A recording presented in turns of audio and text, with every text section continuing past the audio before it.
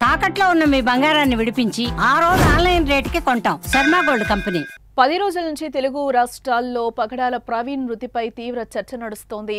తూర్పుగోదావరి జిల్లా రాజమహేంద్రవరం సమీపంలోని కొంతమూరు వద్ద గత నెల 24న రాత్రి ప్రవీణ్ చనిపోగా పోలీసులు ప్రమాదం అంటే క్రైస్తవ మత పెద్దలు హత్య అని అనుమానిస్తున్నారు. ఆ రోజు నుంచి నేటి వరకు ఆ అనుమానాలు అలానే ఉన్నాయి. కేసులో రోజుకో కొత్త కోణం వెలుగులోకి రావడం మరింత చర్చనీయాంశమైందని చెప్పుకోవచ్చు.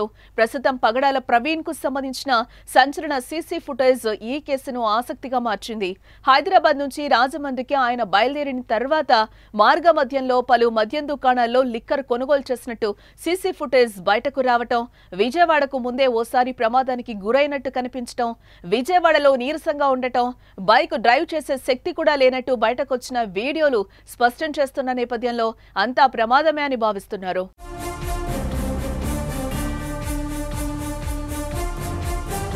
కానీ క్రైస్తవులు మాత్రం వాటిని నమ్మడం లేదు. ప్రమాదం కాదు, హత్య అని అంటున్నారు. చివరికి సీసీ ఫుటేజ్ కూడా ఫేక్ అని కొట్టిపారేస్తున్నారు. సీసీ ఫుటేజ్ లో ఉన్నది పగడాల ప్రవీణ్ కాదు అంటూ వారు బల్లగుద్ది చెప్తున్నారు. ఆయనలా వ్యక్తిని క్రియేట్ చేసి కేసును తప్పుదోవ పట్టిస్తున్నారని ఆరోపిస్తున్నారు. పగడాల ప్రవీణ్ ను చంపేసి కొంతమూరు వద్ద పడేశారని, తర్వాత ఆయనలా ఉన్న వ్యక్తి వీడియోలను వైరల్ చేస్తున్నారంటూ ఆగ్రహం వ్యక్తం చేస్తున్నారు. వీ వాంట్ జస్టిస్ అంటూ పలు ప్రాంతాల్లో నిరసనలు తెలుపుతున్నారు.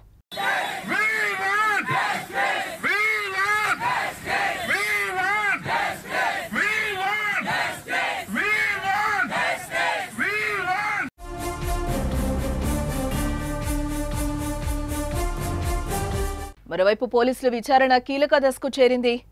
సీసీ ఫుటేజ్ లో సేకరించిన ఆధారాలను పోలీసులు విశ్లేషిస్తున్నారు. ముఖ్యంగా విజయవాడలో ఆయన 3 గంటల పాటు ఎక్కడ ఉన్నారనే చిక్కుముడిని విప్పేందుకు విజయవాడ, రాజమహేంద్రవరం పోలీసులు సంయుక్తంగా దాదాపు 300 సీసీ కెమెరాల ఫుటేజీలను క్షుణ్ణంగా విశ్లేషించారు. ఈ క్రమంలోనే ప్రవీణ్ ప్రతి కదలికను, ఆయన ఎదుర్కొన్న అనూహ్య పరిణామాలను గుర్తించగలిగారు. ఈ కేసు విచారణలో ఈ దృశ్యాలు అత్యంత కీలకంగా మారనున్నాయి.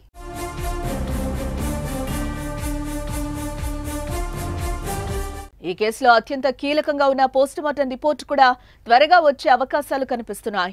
దీంతో 1-2 రోజుల్లో దర్యాప్తు వివరాలు వెల్లడించే అవకాశం ఉంది. అలాగే పాస్టర్ మృతిపై తప్పుడు ప్రచారం చేసే వారిపై పోలీసులు కేసులు నమోదు చేస్తున్నారు.